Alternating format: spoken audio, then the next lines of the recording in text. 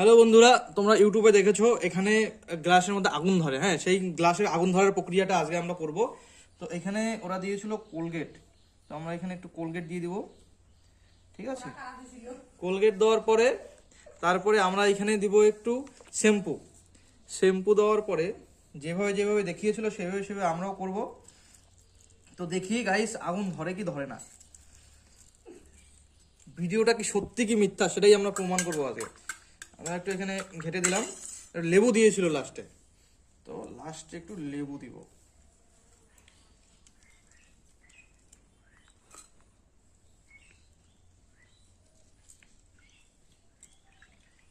লেবু দেওয়া হয়ে গেছে। তো গাইস দেখতে পাচ্ছ এখানে কোনো ধরনের আগুনের প্রতিক্রিয়া তো এখনো পর্যন্ত দেখা যাচ্ছে না।